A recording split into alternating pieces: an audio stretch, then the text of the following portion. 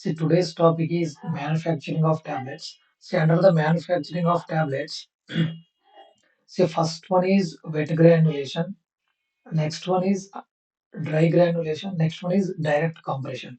See, under the wet granulation, see, we people use binder solution.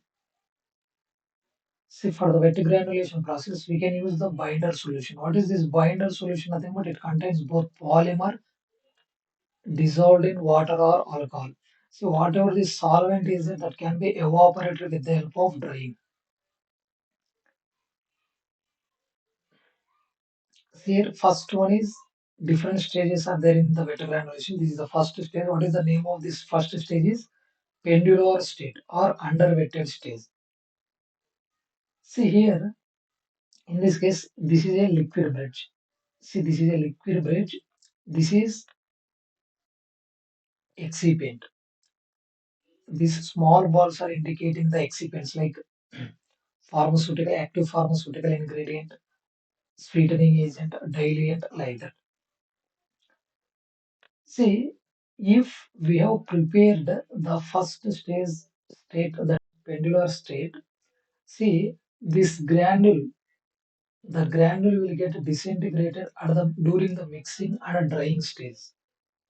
See, if we have prepared this first stage, if the granule will be in the first state, then what will happen? This granule will get disintegrated during the mixing process or during the drying process.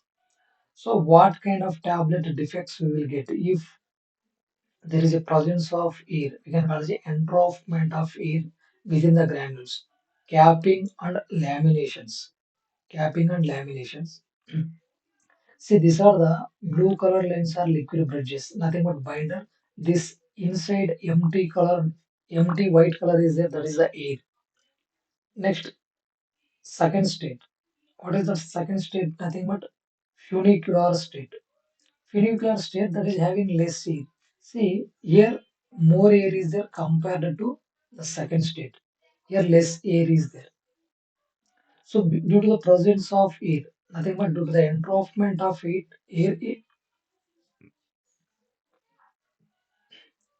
see due to the entroughtment of air within the granules, we will get the tablet defect, that is capping and lamination.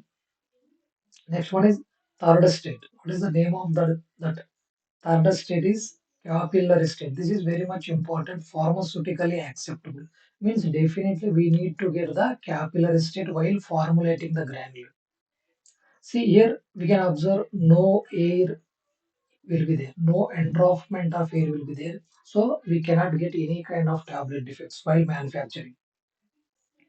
Okay, if we are doing the drying, nothing but by using spray dryer or tray dryer, then we need to get the this capillary state. See, this is a pharmaceutically acceptable. Nothing but if we have got capillary state, we cannot get any kind of tablet defects. Hence, it is pharmaceutically acceptable state. Next one is droplet state. See, here this blue color line, nothing but solvent. This is yellow colored thing is polymer. See, same thing. This is a polymer. This blue colored thing is solvent, nothing but water. See, this water can be evaporated by drying. Last state, that is now droplet state. See, last state, that is droplet state or overweighted. Overweighted state means it will contains more amount of binder solution. Hence, it is we can call it overweighted state. See, this overweighted state is pharmaceutically unacceptable because if because of this overweighting, we people will get tablet defects, that is sticking and picking. While manufacturing of tablet, we will get sticking and picking. Hence, it is pharmaceutically unacceptable. See how we are getting means this droplet state or overweighted state. If we people are not doing the drying, improper drying or improper mixing of the granules, that may leads to the droplet state. Nothing but see here droplet, nothing but excipients. Excipients can be suspended. See, excipients. These are the excipients can be suspended within the binder solution.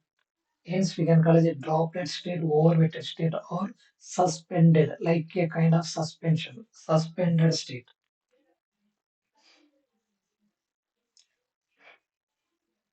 So why we people are doing this wet granulation? But so this wet granulation, when we are doing this, if the compatibility, if the powder having less compatibility nothing but if it is a one excipient, another excipient. When we are compressing, these excipients need to be get strong bonding after the compression.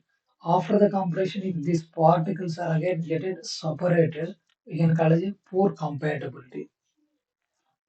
Poor compatibility means nothing but a less combining capacity of excipients. See, if we people are using the wet granulation, then we can increase the flow property. While making the granule, the granule is spherical in nature, hence we can increase the flow property of the powder.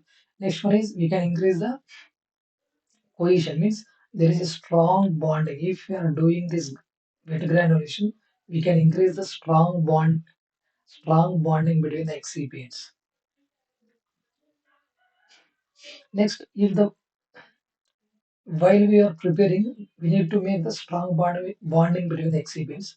If this same tablet can be present in the G80, if it is dissolved in the G80, then the excipient must and should it need to be get separated for disintegration process.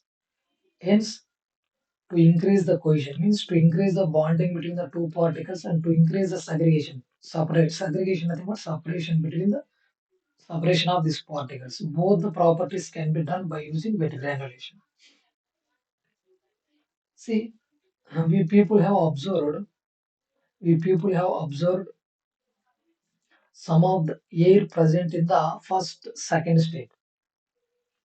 We people have observed air. Air is nothing but voids present in the first and second state. How we can determine that void present in the granule?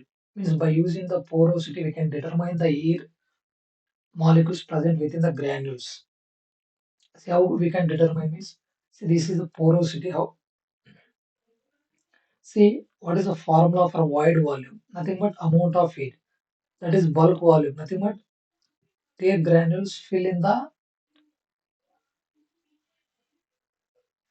the beaker, then we can call it a bulk volume, nothing but 100 ml. 100 ml of beaker, in that beaker we have added powder, that is the bulk volume.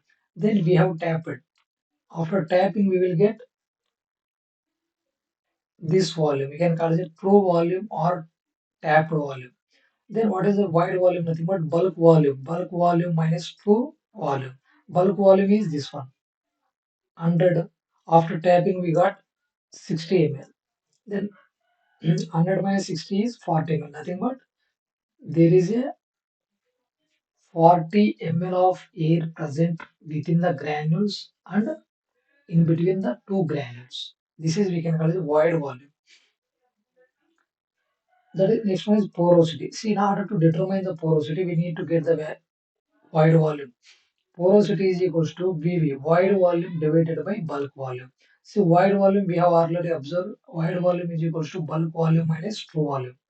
See, porosity is equals to, see, we need to substitute this VB, void volume is equals to bulk volume minus true volume. Then we will get VB minus VT divided by VB, bulk volume. Next, porosity. What is the porosity? Nothing but what is the VB void volume? How much we got? 40 ml. 40 ml divided by 100. Then, if you want to convert the porosity into the percentage, we want to convert into the percentage, then we need to multiply with the 100. Then we need to multiply with the 100. Then 40 divided by 100. 100 is get cancelled. Then we will get 40 percentage. That is the porosity is 40%. Nothing but 40 ml of air or 40% air present within the granules.